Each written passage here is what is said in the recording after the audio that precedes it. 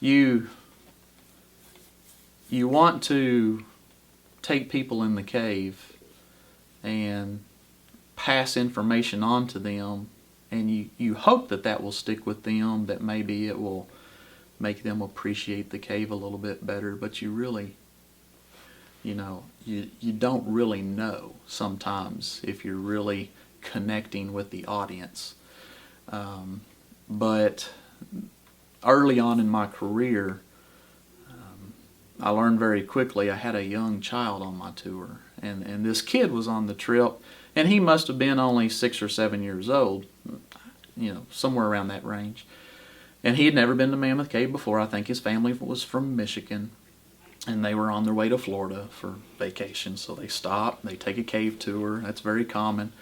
And they were walking right up front with me the whole time, and I'm telling the stories, and when we come out of the cave, when we walked into the first big room, the rotunda room, and I turned on the lights, I heard the kid, wow, just, oh my goodness, so I knew that was a moment for him. Maybe he'll remember that, just how massive and huge when you flip the lights on and there's a half-acre room. But after the 2-hour tour, we come out of the cave, and he's going on and on and on, telling his dad, "Did you hear the story about the salamanders that live in the cave? Did you hear the story about the slaves that used to work here?" I mean, he's trying to repeat my tour to his parents, and they were just all on my tour. And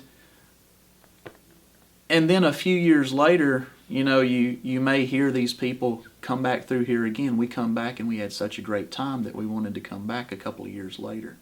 And so it's those moments that I realize, hey, I had a wow moment for that kid. And I hear people say, I was here 40 years ago as a child, and I remembered Mammoth Cave, and now I'm bringing my children here.